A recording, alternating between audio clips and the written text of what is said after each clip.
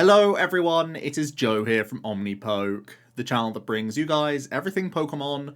If you're looking for PTCGO codes, including the stuff from Silver Tempest, make sure you check out the Potown store. You can get a 5% discount on your orders using that code OmniPoke. For today's video, we are going to be looking at some online tournaments, just 4 of them over the last 15 days. For some reason, there's a bit of a lull in online tournaments at the moment, but there has been a lot of in-person ones as well to look at. And one of the tournaments has a few hundred players and has a knee-jerk reaction to the LAIC, which is really important to look at. And because there are regionals in 3 different continents this weekend, I thought I'd give my final thoughts. I'm attending the Stuttgart Regional Championships, but there's, of course, Toronto and Brisbane as well. So let's get into the Limitless Showdown November. Now, this was before the LAIC. 3 of the tournaments that we'll look at will be just like that. And then the final late night will be post-LAIC. But still some stuff to glean here, because these are still all very strong records, and I don't want to go into too much detail with these ones pre-LAIC, because I think it's better to have that information, but really just looking at this sort of top 10 here. There was 3 Lugia, a good number of the Lost Box variants, and Giratina actually doing pretty well. And we do see some, well, a couple Mew and an Arc Dura. So we'll look at some of the most successful stuff, but not linger for too long. This will be a little bit familiar because it is the Kyogre combo build that we saw do well in Latin America, with the Raikou V in here as well. I've pretty much made my stance known that I'm not a huge fan of the Raikou, because it's a 2-for-2 trade a lot of the time. And that's not a huge issue for Lugia, because they can already take 2 prizes with their Stoutland onto these little chaps. The Raikou doesn't really give you a whole lot. I know it's an easy thing to get powered up, but that's really the best thing that it has going for it, really. It doesn't do too much else in the deck, I don't think. So I still feel there'll be adaptations of Lost Boxes going forward, and possibly we'll see some more in a moment. But let's have a look at some successful Lugias. Not going to spend too much time on these. This is a Path of the Peak colorless base build, but does have a splash of Charizard here. Charizard's kind of weird with the Path, because there's no actual stadium bounce for yourself, apart from the 1 pump, I guess you could say.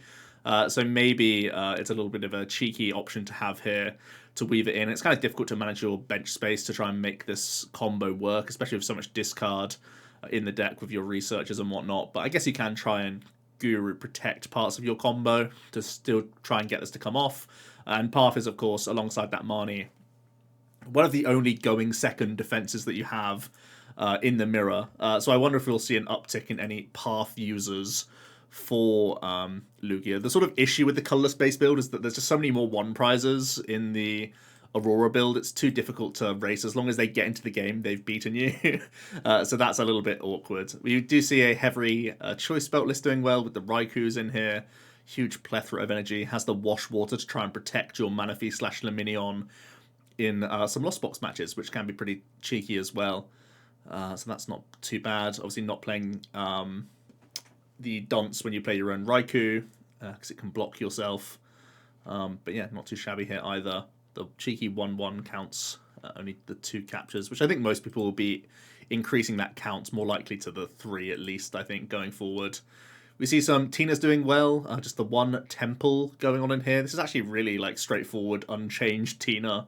So surprising that that's still keeping up with not too many tweaks going on at all. I believe this one. So this one's a heavier Temple base build, and I think if Giratina is going to succeed, I think it's pretty rough. We'll look at the matchup data in a moment, but Temples do allow you to make it more difficult for the Lugia to get their Stoutland play off on your little dudes, and maybe at some point a Giratina survives a hit as well. You're constantly forcing that bounce if you just have higher and higher counts of those Sinnohs. And obviously it means you get around V-Guard as well, which is another big factor, so you're not just missing out in that regard. But it's still a little bit hopeful that it comes off at some point, because it won't always be the case. We actually see a pretty straightforward Zard build. There's still that debate going on between Gates and just Lizard. Lizard coming out on top here, with the Temples coming in over Paths. Paths are really interesting, because if you are going to play Marnie Path, it gives you that sort of cheese factor against Lugia, which might scare them a little bit. I'd also be expecting Regis to be up to 4 Path as well, so I think Path will be out in force, because it's good against the top 2, right? It's good against Mew, and it's good against Lugia. So I know Temple's obviously very helpful. Again, it can give you some Stoutland protection, force more out of them to make it happen. And at the same time, it's helping you against Ice Q, which could be another tech card. So things to bear in mind there. The first Mew that we'll look at is going to be a DTE-based Mew with the heavy path Marnie. So like I said, this is very good in Mew Mirrors, very good into Lugia, of course, giving you that early game option to try and stick them, buy a turn out of them, and obviously that's going to be massive, make them draw perfectly. It has the Zorogarb approach where you can release yourself from your own lock with the heavy vacuums and the Forest Sealstone chipping in as well, and just having natural draw supporters in the deck. I know we're still a little bit low here, but you're going to try again to stick paths. And really, just sticking one path against a Lugia, even if they get into their V-Star and just don't Summoning Star for a turn, immediately you're cashing in and like winning that race, right? So even though you play 3 copies, you're playing that high count just to actually hit it early, which is a really wacky thing to think about. But just make sure you get that down and buy those free turns. A little bit cheeky, but yeah, turns out Mew is the best disruption deck in the game these days. Let's have a look at a quick Arcdura. I think one definite notable thing from most Lugia lists, definitely in the LAIC, was they played 1 Vacuum a lot of the time. So 2 Parasols does give you a win condition by making 2 Duraludons and getting both Parasol. Now, I know that's a lot to do. It's still not easy. So adding in as much cycle, like the likes of Tower of Darkness and Raihan, to cherry pick these sorts of cards is actually massive to try and make this play come off, where a lot of the time Yveltal's trying to do 1 Screech at you and hoping that wins the game. So getting a second Parasol on here can be massive. I know they can still go first, they can still target down your Duras, but again, trying to make like mustard plays happen and whatnot could also be a thing for you. So yeah, I don't think Arcdura's like completely dead. It's still an archetype in the game. Mostly because there'll be a number of Lugias only playing 1 Vacuum Cleaner, and they have to commit text based to other things, right? They need to worry about the new Sander deck. They need to worry about techie lost boxes. They need to worry about Mirror. You know, all these things come as a priority above Dura, I think. So I think it's reasonable to only expect 1 tool removal from Lugias at the moment. So possibly still an archetype in the game. Let's move on to our next tournament then. This is the TwoSam series, and it was another Lugia coming out on top with a 13 and 4 record. There we go. Playing Stout Yveltal Zard, all going to be staples, I think, going forward. Does have the Raikou, does have the Chromat as well, so pretty Pokemon heavy. It's playing the Birdkeeper, which I think a lot of people will fixate on. Again, giving you some extra help in that controlling matchup, and also just being a handy card at getting you, into some of your Power Spike mons, and protecting energy around your board, not having to pay retreat out of your Lugia and whatnot that can then get punished by like a Primal Turbo being taken off the board or something. So yeah, I don't mind the Birdkeeper. I think it's going to be likely more and more often that we'll see this 3-1 split going into this weekend. I think at the very least this is a support account that I would definitely expect. So yeah, I think it's just one to note going forward. Again, playing Raikou, so not playing Dunce, makes sense here. High belt count also sort of goes alongside the Raikou, because what's the point in using Amazing Shot if it's not with a belt to take a KO on a Lugia, right? It's literally doing nothing otherwise, so you have to lean into the Raikou if you are going to do that. And a fairly greedy energy count going on here. Again, I think a lot of people will bow down to Tord and just add more captures, because it just gets you in the game. Happy days. Looks like we have a Fusion Mew as well. Right now, there are, in theory, 3 ways to play Mew. For me, the order of goodness, I think, goes Heavy Path, then Fusion, then Old Quad DTE. I think that's where I'm at in my head. Heavy Marnie Path Cheese still does it for me. Still makes me think like it's very good. So basically Arceus can't do it anymore, so let's try it with Mew. That's the idea. Pretty cool. What else do we have? We have some more Lugia action going on with the cheeky 3 Archeops, which I think no one will be doing after seeing the success of all the lists. People were more happy to play 4-2 Lugia than 3 Archeops, so that just tells you the statement. Is that the same list? That's similar, anyway. May have clicked on the same one. Let's see what Lost Box did well in this one. So this is also a Kieran-based build, but it's actually playing the Crab and just having a sort of cleaner energy split than having the Raikou weave in here. Pretty interesting. I also think for the Kyogre based build, having like a couple of Raihan and Belt for your Lax gives you just more means of dealing with a Stoutland on the spot.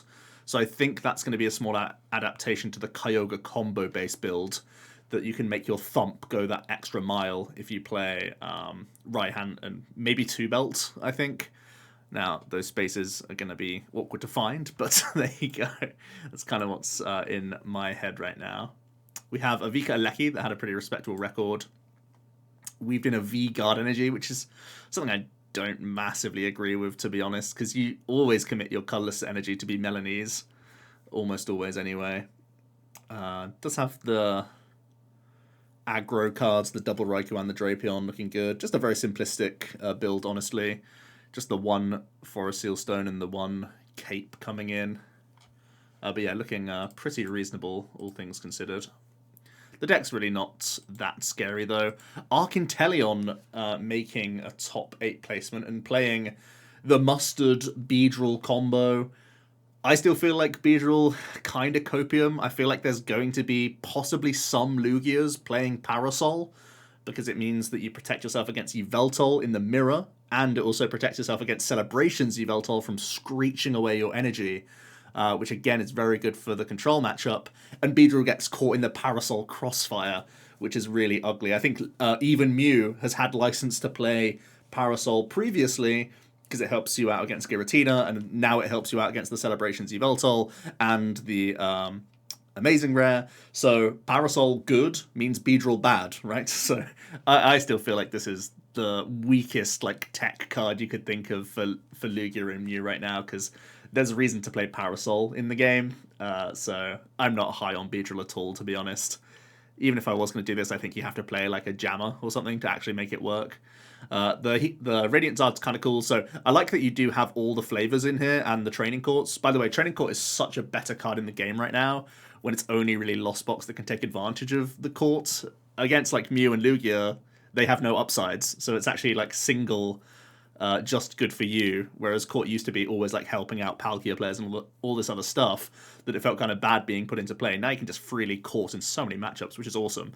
But I'm sidetracked. What I'm saying is I love the 3 different flavors of energy here, so that you can almost be similar to a Lugia player, where the Arceus sets its stall out early, then you convert into, okay, I'm 1 prize from this point onwards.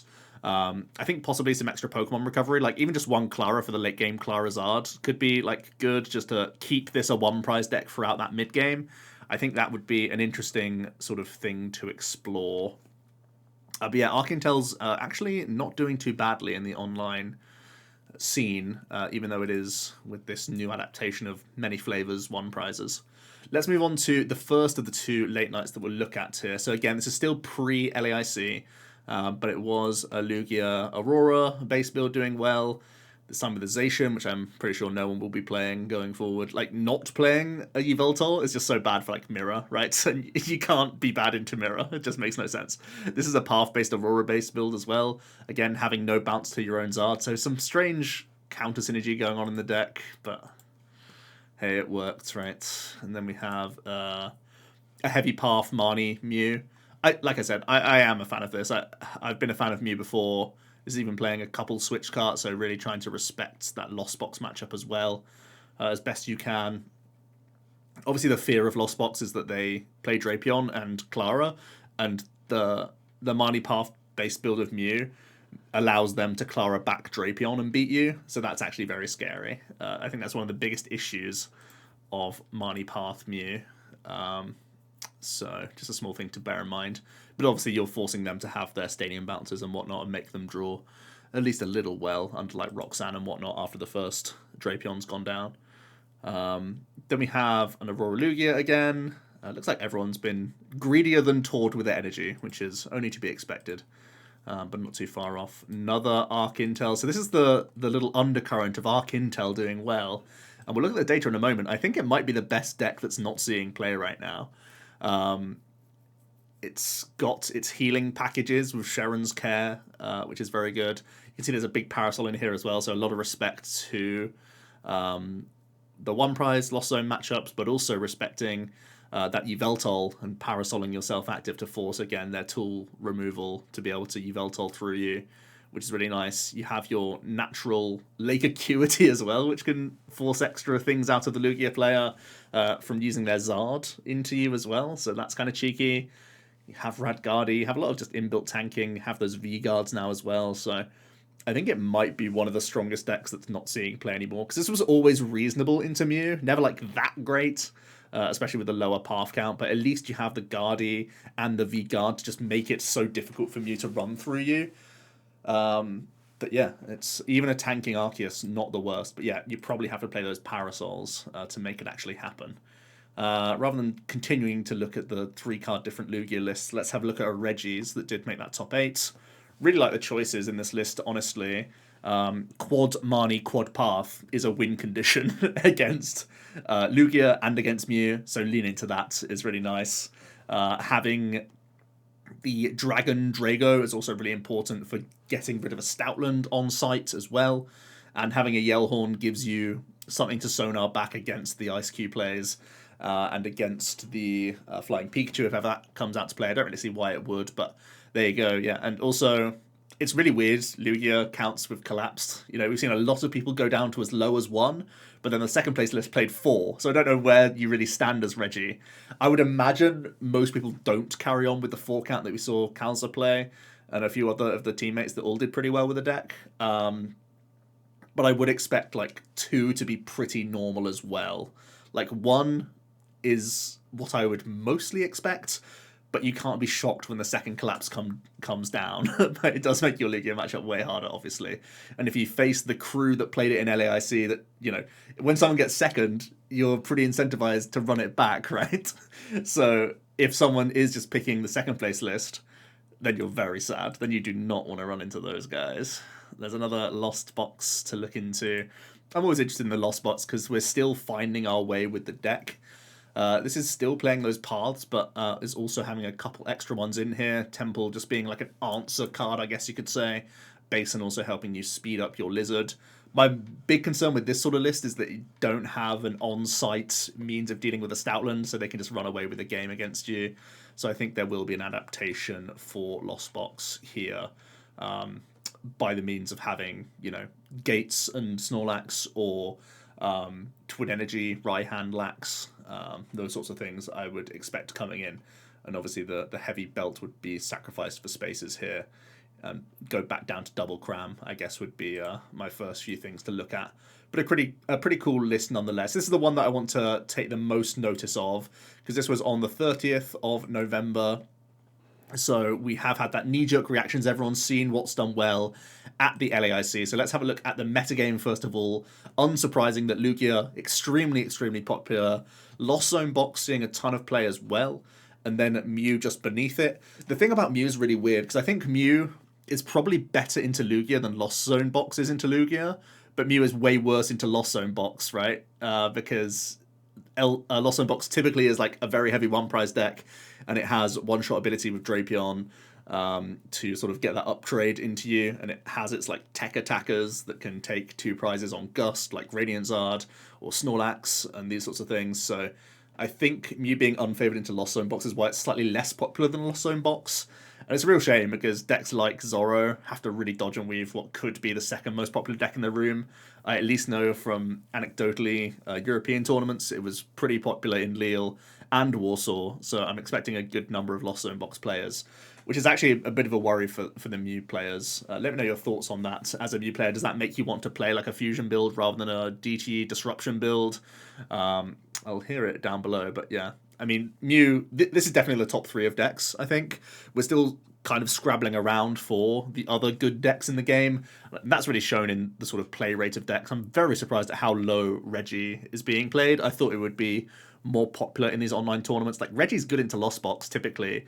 It's always been fine into Mew, especially when you're playing your extra 3-ofs now. Like, if you're playing Dragon Drago, the Dragon Energy one, I guess I should say, you're fine into Mew most of the time. And Lugia is awkward. Like, it's down to their collapsed and, you know, make them have board space for Dunsparce, Manaphy and whatnot, and make them draw well enough to get all that stuff into play.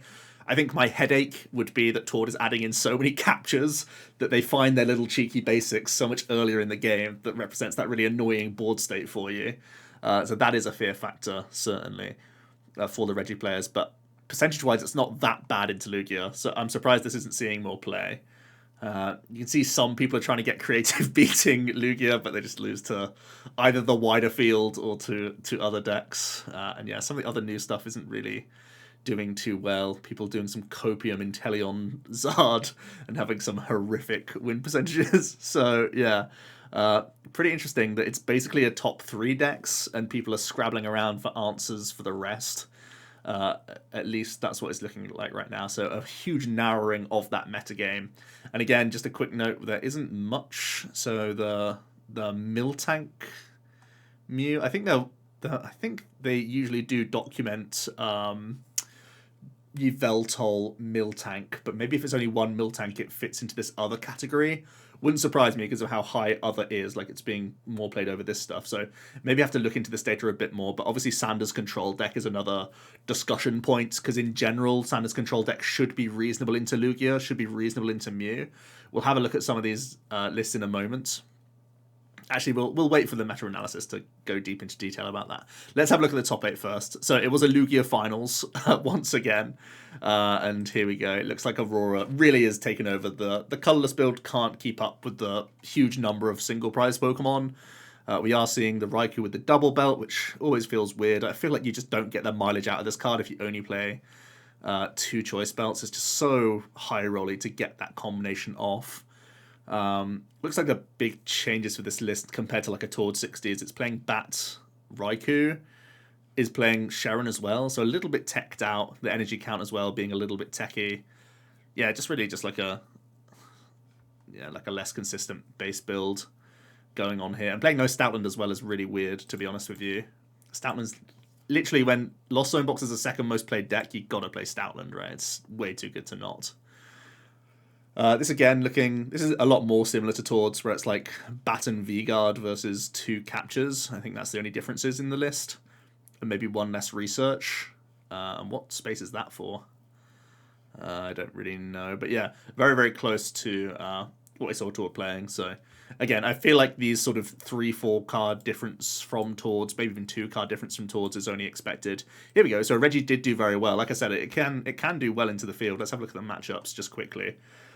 So yeah, very good at farming Lost Box and Mew. Look at that, like that's insane. One of its losses was to Mew and 1 loss was to Lugia. It didn't face many Lugias though, like it faced 1, I guess this is an ID, and then faced 2. But yeah, look at this, farming the 2nd and 3rd base decks in the game. You can decide on the order between yourselves, and it's winning enough into enough Lugias. So yeah, Reggie is still good. This one's not even playing an answer to Dog Dog. The reason why you need something for Stoutland is they can Stoutland KO the Alecki, and Alecki finds its way into the active position naturally because belting Terra Spark is a massive play that you tried to do against Lugia, right? So they almost bait you into that false sense of security by like offering up the Terra Spark value, then they come in with a Stoutland immediately. And if they go Stoutland Collapse, then you're in a whole heap of trouble because you need to have the instant bounce. So seeing only 3 path makes me very nervous. I want those stadiums to be bumped up to at least 4, maybe 5. That's my own opinion there. So if you really are respecting the Lugias, it's not just that they only play like 1/2 collapse, it's that they do it on a turn where it's vital for you to bounce it, which is just so huge. I guess that's almost always the case, but there you go. Vika Alecki doing very well as well, quite surprising. Playing a couple Temples, couple Capes as well, just the 1 choice belt. So really going defense mode here, trying to keep your Vehicles out of range, or maybe force a ton of Powerfuls out in the early stages against them. Sort of run them out of resources could be a play. But that's quite surprising. Surely they played just a ton of Lost Zone Box, right? Yeah, so playing some unknown decks, basically like buys, more or less. Yeah, like they faced 2 Lugias and lost to both of them. So it's like, yeah, well done for the record, but if you lose to the 2 Lugias you come up against, it's sus. It's sus. We got a Mew playing Drapion, so Mirror Tect. This is like old-fashioned DTE Mew with the Lost Cities and just the 1 path. and the Silene and whatnot. That's pretty interesting to see it still doing pretty well. And then we have a fusion build as well. So we've seen all of them on show. We've seen Heavy Marnie Path, we've seen old GTE, and now we've seen Fusion, all with their merits. So Mew gamers, you're still going to be okay. Just as interesting, this is playing a 4-2 line as well. Just as an FYI, if you are coming up against like lost boxes and whatnot, you're obviously not meant to Meloetta early. You're meant to Meloetta respond KO on the Drapion for the 2 prize knockout, so you're not giving them VMAX into VMAX. You're obviously weaving this in the sort of middle stage, rather than like early where they easily just cram through it and then they still have the route of double drape almost always. So yeah, another Dura. So some of them find their way through, having really good times into the Lost Box players.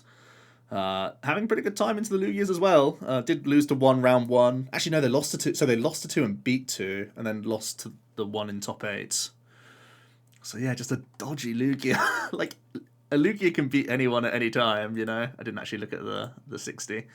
But yeah, the double parasol, the towers, and the shoes. I think tower and shoes is the best way to go, honestly, because if you're not cycling towards this parasol, like, what are you doing? Yeah, you need to find this immediately to plonk this on. Like, obviously you can Starbirth for 1, but then if they do have the tool removal Screech play, you need the next Dura ready to go with a Broly. So gotta protect your dude. And then we have another Lugia as well. Again, rocking the Raikou. I don't hate the Raikou. I just feel like it's not correct that it's a Mirror Tech. It just doesn't feel like a Mirror Tech to me. Because it's all space that cuts from consistency. And if, like, you've gone first anyway, this clearly doesn't matter. You just want to do your thing. If you've gone first in the mirror, just make sure that you're playing the game. And if you've gone second, maybe it gives you some power spike, but you've already had to have not been railroaded early by their early tempo. And then you need to high roll your, like, belt Raikou when they've not somehow seen any of the pieces or anything else like that. And they also haven't committed 1 prizes to their own board. Like, even just putting a Manaphy down means the Raikou's not that big of a swing, right? Because it's basically a Yveltal at that point if they've already got Manaphy. So it's like it's not huge, right? They can respond with their 1 prizes and do all this other stuff, or fish through the Raikou, stuff like that. So it feels like as long as they have Manaphy down, Raikou's not really a tech card for Mirror. And it's not good into Lost Box either, because they're almost always going to get Manaphy down proactively against that. But yeah, that's the top 8s. Let's have a look now at the overall metagame. Quickly want to touch on, so Arc Dura is an interesting one because it's actually like making its way in the world by farming Lost Boxes. It's okay into the Lugias, but it will lose games to it, and it's really weak into Mew. So Dura still feels like kind of copium to me. Maybe there's an uptick in Zoro Box if people are believing they can dodge Lost Box. And then you gain some percentage there. But even Zoro players are playing like Coin Flips Jirachi, or they're playing like Echoing Horn now as well to get around Dura. So even like, I don't even know what you farm as Dura. Arc Intel might be the best Arc variant that we're not playing right now. Now take the percentages by a grain of salt, because obviously these are low numbers, so we don't have much data here. But potentially positive into Mew, Lugia, and Lost Zone Box, and Giratina, apparently. Like, I don't know. Maybe this is the best deck we're not playing right now. So any Arceus gamers, rise up. Let me know why Arc Intel is doing the business against everything. Then we move on to the Lost Zone stuff. I think Giratina's pretty solidly worse than Lost Zone Box right now. There's not much that you boast as Giratina. Like, having a better Duraludon doesn't really swing it for me. You're much, like, I mean, your percentage points worse into the Lugia, maybe almost 10% worse into Lugia, and you're weak into Lost Zone Box, and there's too much Lost Zone Box to ignore the fact that you're weak in essentially what would be like a Lost Zone Mirror. So I think you've got to be jamming the Lost Zone Box. Box's data's always super skewed. I really hope that they address this and they at least separate Gate builds a Lost Zone with Radiant Charizard Lost Zone. I'm sure it could be done fairly easily. But yeah, still a reasonable deck. It kind of loses to the outlier stuff, like random tanky stuff, random item lock, really annoying. You're stopping people from playing Zoroark, which is really annoying because I want to play Zoroark because it's super fun. But you're reasonable into the top 3, right? You're like right on in there in those 50-50 ranges. And again, I feel like Lost Box is one of the most skill expressive decks in the game. So in theory, the better the player, the more you can push these 50s into 55s, which is pretty appealing. Although with Stoutland in almost every list now, possibly your Lugia matchup goes down. We've seen the Lugia response to Lost Box. This weekend will be how Lost Box survives under these awkward circumstances where there's a dog trying to push through you and you need to have an instant response. Like, I feel like a Lugia going Marnie Stoutland KO that's when you get like a shudder down your spine as a Lost Box player. Like, you're really, really just holding on and hoping that whatever the small hand you've been dealt, or if you could Guru like a Chorus to the top or a right hand to the top, you can survive. Because you need to deal with that dog immediately, otherwise they've run away with the game and it's already too far gone.